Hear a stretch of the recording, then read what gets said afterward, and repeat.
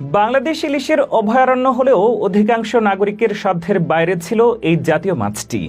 বেশিরভাগ ইলিশই ভারতে পাঠিয়ে দেওয়ার কারণে চড়া মূল্যে ইলিশ কিনতে হতো ক্রেতাদের। তবে সরকার পতনের কয়েকদিনের মধ্যেই যেন উল্টে গেছে এই চিত্র। ভারতে রপ্তানি বন্ধের ঘোষণায় হঠাৎই কমে গেছে ইলিশের দাম। সাধ্যের মধ্যে চলে আসায় ইলিশ কেনার ধুম পড়েছে বাজারগুলোতে। বিপরীতে বাংলাদেশের এমন পরিস্থিতিতে কপাল চাপড়াচ্ছেন কলকাতার ব্যবসায়ীরা। বাংলাদেশের ইলিশ না পেয়ে ইতিমধ্যেই দৌড়ঝাঁপ শুরু করেছেন তারা। আসন্ন পূজায় বাংলাদেশ থেকে ইলিশ ভারতে যাবে কিনা সে বিষয়েও তারা আশঙ্কা করছে। প্রবল গণ আন্দোলনের মুখে বাংলাদেশে পতন ঘটেছে স্বৈরাচার সরকারের।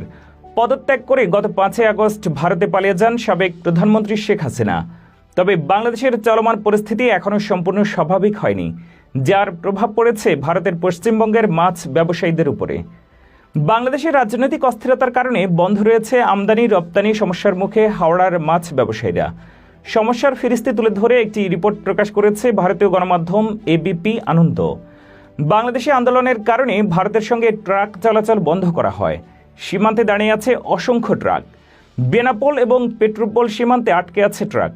ফলে হাওড়া মাছ বাজারে বাংলাদেশ থেকে মাছ ভর্তি ট্রাক যাওয়ার কথা থাকলেও আপাতত যাচ্ছে না। এমন অবস্থায় হাওড়ার মাছ ব্যবসায়ীরা জানান, প্রতিদিন বাংলাদেশ থেকে 8 থেকে 10টি ট্রাকে প্রায় 800 মেট্রিক টন পাবদা, পার্শে, ভেটকি, ট্যাংরা, পমফ্রেট এবং অন্যান্য মাছ আমদানি হয়।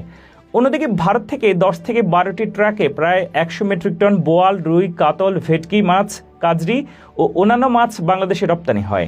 কিন্তু এখন ব্যবসা বন্ধ থাকায় প্রতিদিন গড়ে 2 কোটি টাকা করে আর্থিক ক্ষতি হচ্ছে। কোনো ব্যবসায়ীর মতে তারা এত বড় ক্ষতি কিভাবে সামাল দেবেন সেটি বুঝে উঠতে পারছেন না। তারা চাইছেন রাজনৈতিক অস্থিরতা কাটিয়ে বাংলাদেশ দ্রুত একটি সরকার গঠন করা হোক, তাইলেই তারা আবার ব্যবসা করতে পারবেন। অনেক বছর ধরেই বাংলাদেশে সংকট রেখে ভারতে পাঠানো হচ্ছে জাতীয় মাছ ইলিশ। তাও আবার বাংলাদেশের চেয়ে কম মূল্যে দেওয়া হতো এসব মাছ।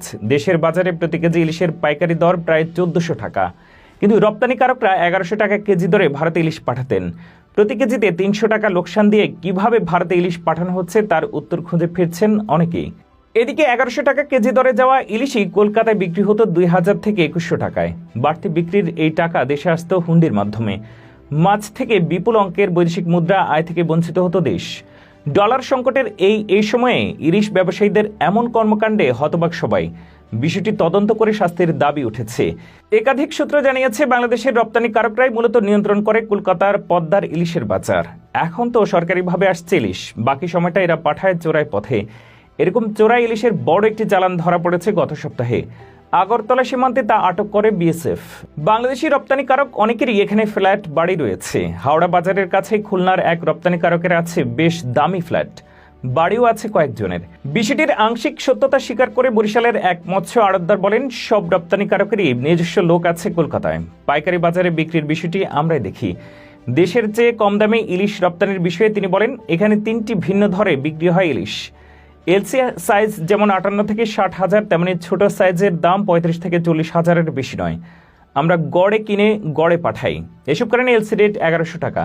কলকাতাতেও কিন্তু বিক্রি হয় গড়ে। এরপর মেলায় লাভ লোকসানের হিসাব। এখানে দুর্নীতির প্রশ্নে আসে না।